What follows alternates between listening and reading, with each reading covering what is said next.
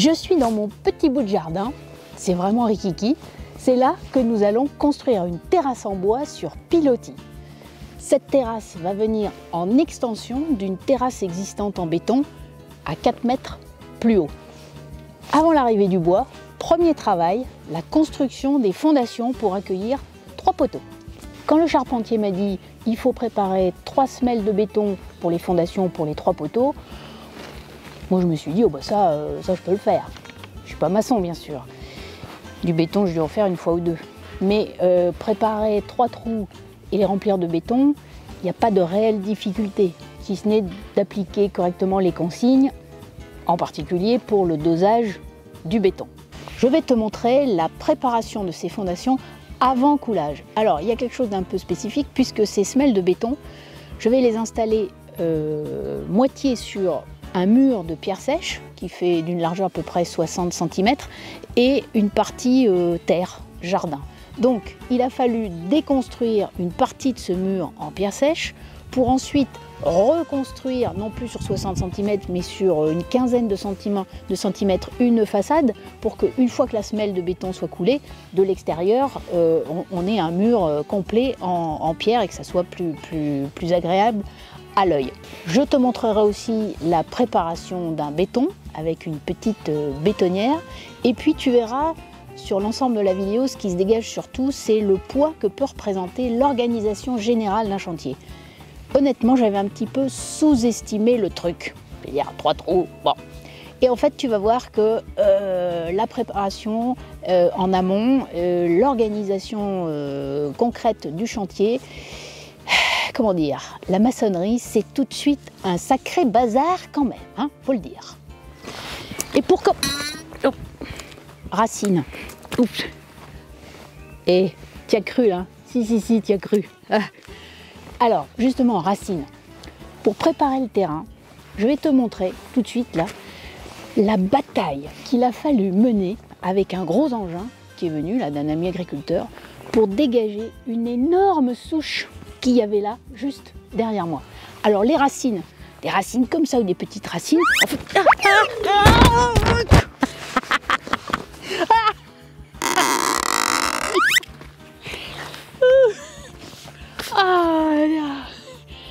Bon alors, et ces fondations, on y va ou bien?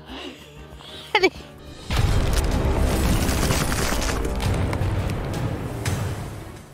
Coucou les filles et les garçons qui nous rejoignent, heureuse de vous retrouver pour ce nouvel épisode d'Elle Bricole, l'espace où on apprend et progresse en bricolage pour devenir autonome à la maison. Nous sommes donc de ce côté-ci de la maison.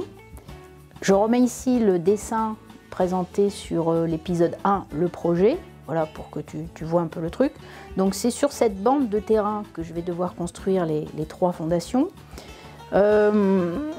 Cette bande de terrain qui ressemble à rien, il y avait un gros surplus de terre, c'était légèrement en pente. J'ai fait appel, c'est l'avantage d'habiter à la campagne, j'ai fait appel à un de mes amis agriculteurs. Et les amis agriculteurs sont toujours très sympas et toujours prêts à donner un coup de main. Et voilà, donc merci à Daniel qui est venu avec du lourd, hein, il fallait ça parce que bah, il a quand même, je sais pas, enlevé entre 10 et 15 godets de terre, ce qui n'est pas rien, de mélange de grosses pierres, de terre mélangée.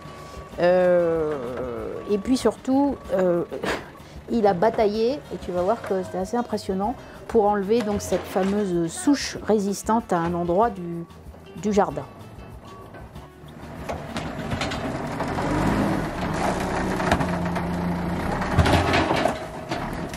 Daniel, il est profond, hein? Laisse tomber après. On descend, on le coupe à toucher 4 cm là. Ah là, il va moins faire le malin là. Ça y est. Youhou! Donc une fois ce premier travail fait, il m'a fallu commencer à démonter tranquillement le mur en pierre sèche, donc aux 3 endroits notés par le charpentier. Donc c'est un travail de patience, hein. On enlève une pierre après l'autre pour ce qui concerne le mur.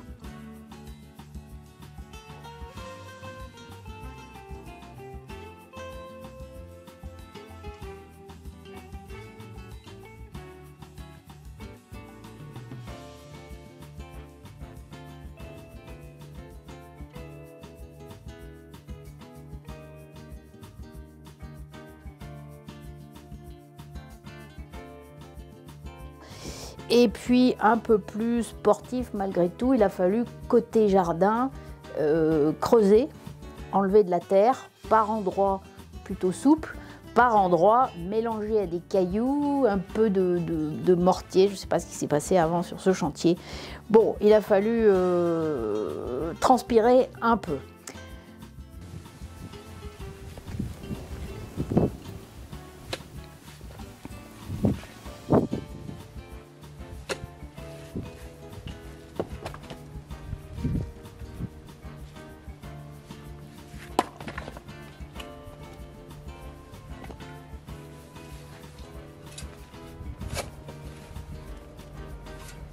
Tout ce travail un petit peu laborieux, c'est vrai, c'est fait quand même en compagnie de mon assistante préférée, Lulu, très inquiète quand même de tout ce bruit dans ce petit jardin, normalement si tranquille. Alors donc, l'étape suivante, puisque j'en ai terminé avec mes 3 trous, j'ai cette fois-ci l'aide précieuse d'Olivier qui vient m'aider à préparer, on va dire, avant le coulage, je vais faire une petite façade de reprise de mur. Donc ce trou-là est terminé, voilà. Et ici, il est en train d'ajuster et d'essayer de recomposer une façade qui s'insère correctement dans le mur tel qu'il était auparavant. Tout va bien, monsieur? C'est pas mal, il n'y a pas de... On y va doucement et puis après, on bouchera les trous avec des lauses. Oui, là, là, bon. Toi aussi, tu vas être filmé, bah oui. Alors, qu'est-ce que tu veux comme pierre? Eh bien, un peu de tout, des pierres Des qui soient bien plates. Petites plates. Ah, des lauses. Tu m'as dit des fines. Calées. Ouais. Et tu veux Et du vin. Regarde ça. Bien, ça. Pas mal celle-là. Là.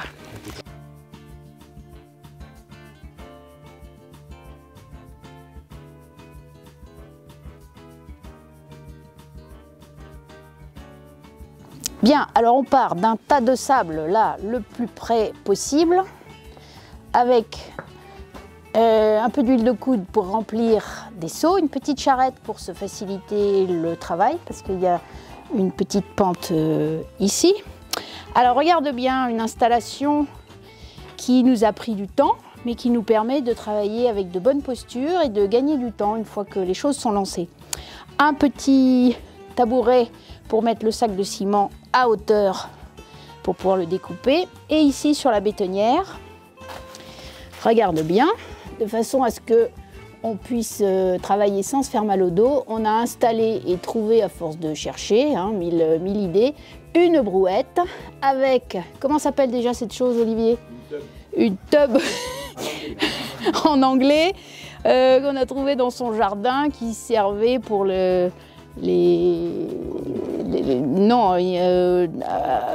non, dans l'histoire pour prendre le bain.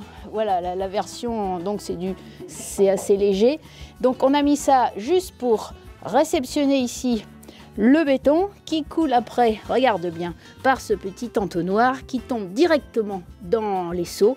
Et on n'a plus qu'à prendre les seaux, voyager un peu pour aller directement les balancer dans les 3 trous qui sont là. Bon, c'est un peu sportif, mais malgré tout, tu vas voir ça à l'usage. On est au top. Je lance la machine.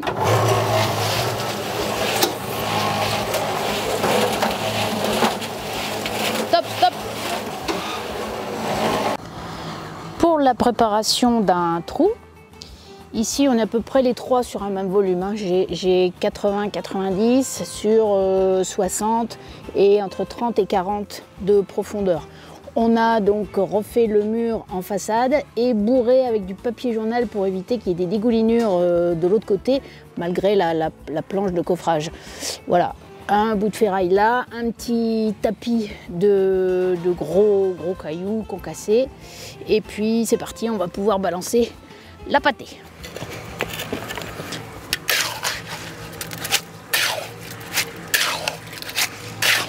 Alors évidemment, ni Olivier ni moi nous sommes maçons.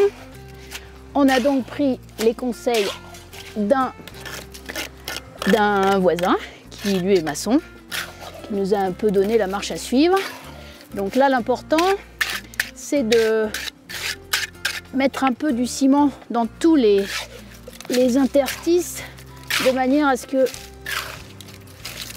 il y ait du béton un peu partout pour solidifier la partie mur, puisque les poteaux sont à cheval sur une partie terre et à cheval sur une partie du mur précédemment construit en pierre sèche mais correctement monté, toujours après avis du maçon évidemment.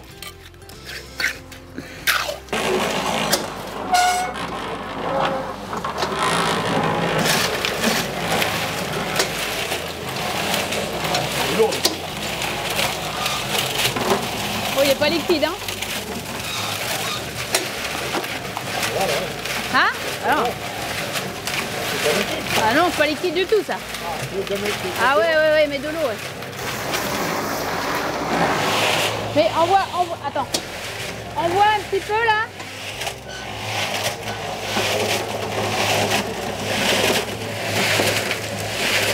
Stop.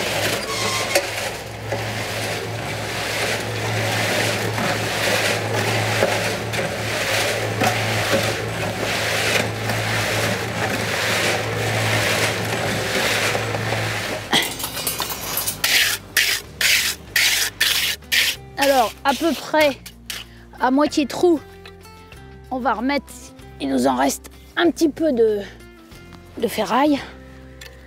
Voilà, je vais l'insérer dans le béton. Là. Voilà, parce que le charpentier a quand même demandé un socle suffisamment épais, puisque bon, même si la terrasse va faire, je pense, 17-18 mètres carrés, pour les risques d'arrachement, il y a quand même nécessité d'avoir une base béton très solide, très fiable, pour pouvoir y mettre sa platine et poser les poteaux. Bon, c'est du sport un peu le béton, hein, quoi qu'on en dise. Et c'est la catastrophe, la petite Fixie n'a rien trouvé de mieux que de traverser. Et oui, Fixie, allez, hop, les pattes dans le béton, vite, vite. C'est pas des choses à faire, ça, Fixie. Dis donc, il colle déjà. Hein. Elle s'est enfoncée jusqu'à la cuisse. Attends, papy. Voilà, tout le béton est passé. Maintenant, il s'agit juste de mettre à peu près à niveau. Bon, on n'attend pas de moi un truc parfait, hein. C'est juste pour accueillir une platine. Mais enfin, je fais quand même, voilà, à la truelle. Je lisse de manière à ce que ça soit à peu près de niveau. C'est beau! Et nous allons bâcher le troisième trou en prévision. Voilà.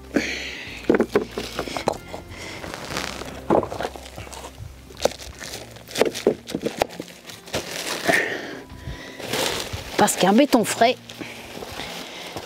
et de l'eau, de la pluie, ça fait pas bon ménage. Voilà. Je prends Lulu. Allez Lulu. Alors on débâche un trou parce que forcément il a plu. Hein. Allez vas-y. Voyons ça.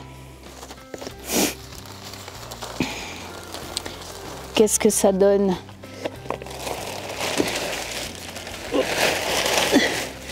Maman, que c'est beau! Oh bah ça c'est un joli, une jolie base hein, pour un joli poteau à venir. Bon alors les trous sont terminés, on décoffre. Un problème? C'est des murs. Oui, si, le mur. Oui. Je ne suis pas de béton. Oui. Gare à toi. Vas-y. Bon, tiens, c'est plus facile. Voilà, côté jardin, ce que donnent les fondations une fois terminées. La première, la deuxième. Et là, il y a une marche. La troisième. Et je vous montre maintenant le résultat sur côté route pour les façades. Voilà, la façade terminée. Bon, c'est plutôt bien intégré dans le mur original.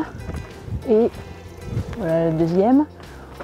Une fois quelques orages et quelques mois passés, je pense on n'y verra plus que du feu. La différence de couleur de pierre sera même plus visible.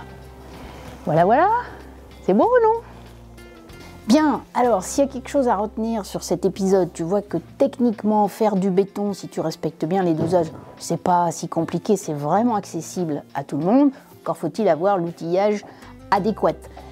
C'est peut-être ça qui a, si la chose à retenir de cet épisode-là, c'est comment bien penser son chantier et la préparation, l'effort de préparation qu'il y a à faire en amont pour pas se retrouver au dépourvu en termes d'emplacement, d'approvisionnement. Tu vois, moi j'ai une remorque, il faut que je cherche du sable, il faut que je cherche du ciment. Bon, si tu es en ville, c'est différent, il faut de la place pour travailler, etc., etc. Donc bien penser le chantier. L'épisode prochain, on sera là-haut, on tombe le garde-corps et on commence à bétonner les semelles pour accueillir les solives. Salut!